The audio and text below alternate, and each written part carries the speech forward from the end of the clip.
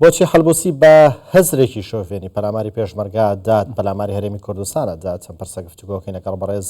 جاسم عیساوی پارێزەر و شارەزای سیاسی لە بەغدا و لەگەڵماندا. بەڕێز عیساوی سڵاتان لێبێت و ئەم کاتەتان باش. زۆر ناگەڕێنەوە هەر لە ساڵی 2014 بوو کە هەڵبوسی خۆی و ژمارەی زۆر لە ئاوارەکان لە ئەنبارەوە پەنایان بۆ هەرێمی کوردستان هێنا بۆ ڕزگاربوون لە دەستی داعش. ئێستا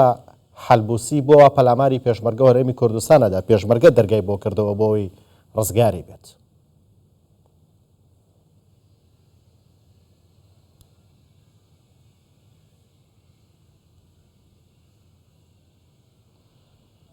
نعم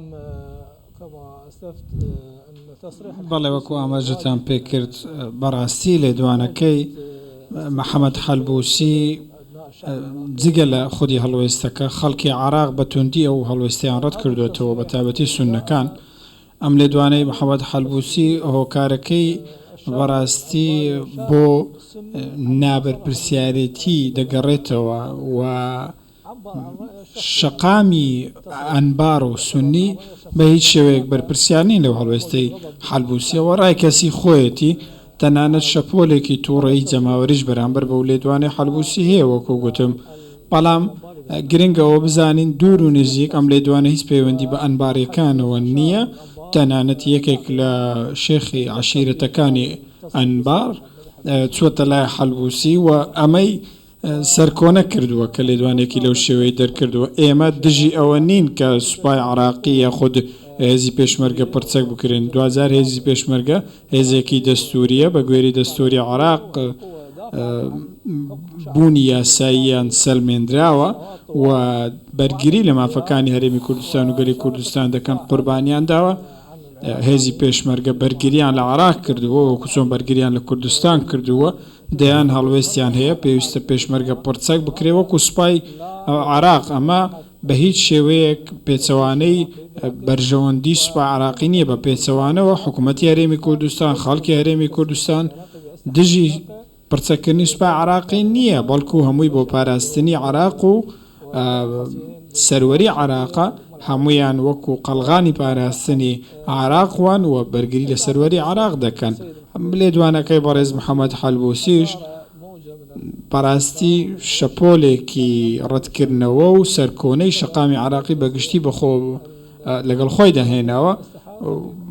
چونکە ڕەتی کردوتەوە کە پێشمەرگە پرچەک بکرێت. ئەمە دیویەکێتی. دیوەکەی تریش پارتی دیموکراتی کوردستان لە لێدوانێکی فەرمیدا بە ئەو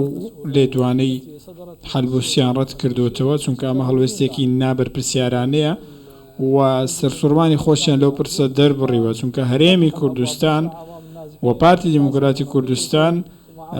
نانی خۆیان لەگەڵ ئاوارەکان بەش کرد. دەرگاکانیان بەڕووی ئەواندا کردەوە ماوەی 4 ساڵ و زیاتریش. تەنانەت ئێستاش بەشێک لە عەرەبی سوننە لە هەرێمی کوردستان و لەژێر پاراستنی هێزەکانی پێشمەرگە و ئاسایش و هێز ئەمنیەکانی هەرێمی کوردستان ماونەتەوە و بە سەلامەتی دەژین و خاوەن سەروەری و بە برایەتی لەگەڵ کووردا و هەمویان لە عراقێکدا بەیەکەوە دەژین. سوپای عراق بێ پێشمەرگە بێت هەمویان لە پێناو عراقن. بەڵام ئەم لێدوانانە بەڕاستی شتێکی زۆرێک بۆ بەدەستێنان زۆرێک لە شعبیەتە لەم دەرگاوەیە. بەڕێز جاسم ئەس دەستخستنە شعبیەتی هەموو بەحەسکم یعنی بخۆ ڕەوشاویە سیاسی خراپەش بلیکو وەکە سەرۆکی پەرلەمان شکار هاتە دوورخستن هاتە لادان پێگەهاویزیش سیاسیژی تێکچوە وان دەخویانیا نیەتەکە خونیزیکی ئالیەکە دم بکە ڕێکەفتنەکەت گەل ئالین بەرامبەر هەبەیانژی بوو چی یعنی وان دەخوانیان بەرژاندا کێ دەدە ئالیەکە دەرەکیان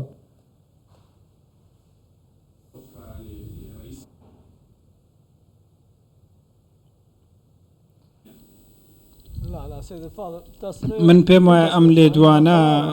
ئەو بڕیارەی کە دادگای فیدرالی دەری کردو ئەم پرسەیەک لای کردوتەوە چونکە بەڕێز محەممەد هەڵبوسی مەحاڵە جارێکی در ببێتەوە سەرۆکی پەرلەمان. ئەمە بڕیارێکە مایتانە لێدان نییە و هەموو دەسەڵاتەکانی عراق پێوە پابند بن. هەڵبوسی مافی ئەوەشینێ خۆی کاندید بکاتەوە ئەو ڕۆڵە سیاسیە لە پەرلەمانی عراق ببینێتەوە. ئەمە بە هیچ شێوەیەک پێچەوانەی یاسایە بڕیاری دادگای فێدراڵی بڕیارێکی یەکلاکەرەوەیە هەڵبوسی دوور و نزیک نابێتەوە ئەندامی پەرلەمانیش نەک سەرۆکی پەرلەمان و لە ڕووی شەعبی و جەماوەریشەوە هەڵبوسی جەماوەرێکی زۆری هەبوو پێشتر بەڵام لەم ماوەی دواییدا خەریکە وردە نێکۆکی دەکەوێتە نێوان هەڵبوسی و سەرۆک عەشیرەتەکان و پارتە سیاسیەکان دەبینین بۆیە ناوە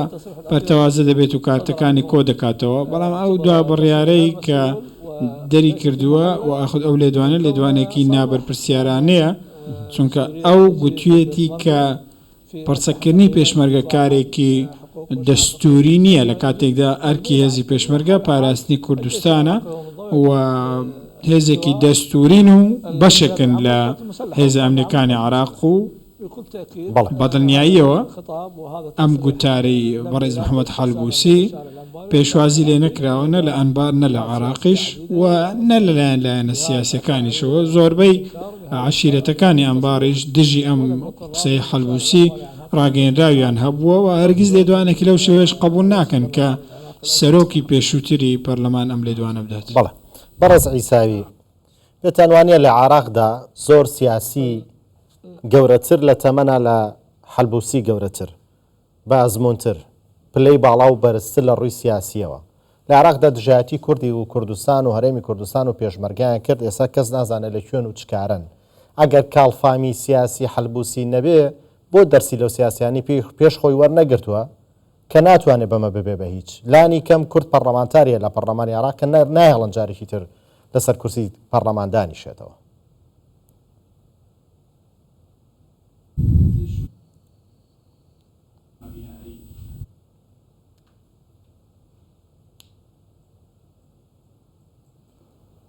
السيد الحلبوسي جاء إلى بەڕێز محەممەد حەلبوسی کە هاتۆتە سەردەسەڵات توانیوێتی بەماوەیەکی کەم دەسەڵاتێکی زۆر بگرێتە دەست و پارەیەکیش زۆریشی کەوتە دەست کاری لەسەر شەقامی ئەنبار کرد لە سەرەتادا جەماوەرێکی زۆری بەدەستێنە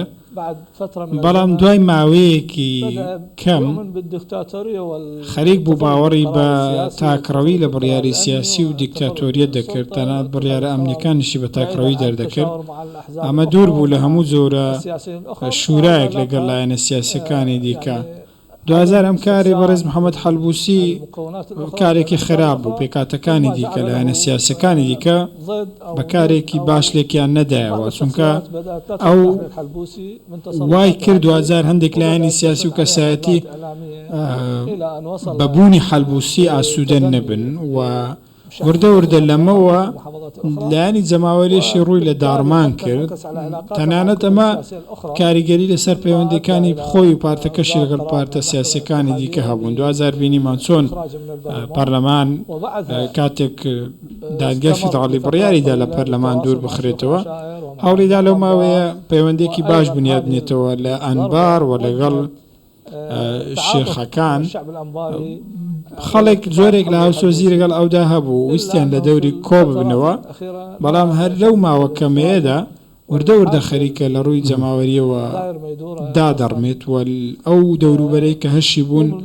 وردە لێ دوور دەکەونەوە ئێستا جەماوەرێتی حەلبوسی لەو ئاستەدانیە ئەو لە سەرەتادا پیاوێکی بەرزخواز بوو دەیویست کە خزمەت بکات بەڵام ئەوەی بۆم دوایە دەیکات و ئەم گوتارە سیاسیە تاکڕەویە ئێستا هەیەی بەڕاستی أصبح له ضد بالكافة بۆتەوە کاری دروستبوونی دژایەتی لە هەموو پارتە سیاسیەکان لە خودی سوننەکان بە تایبەتیش ئەم پرسەی لە کەرکووک ڕوویدا ئەوەی دژی پێشمەرگە گوتی هیوادارین بەڕاستی کە بەڕێز محەممەد حەلبوسی لەم قسەی پاشگەز ببێتەوە و ئەو محەممەد حەلبوسیە بێت کە ئێمە سەرەتا ناسیومانە لە سەرەتادا چۆن دەرکەوت کە کار و خەمی ئەو کاتە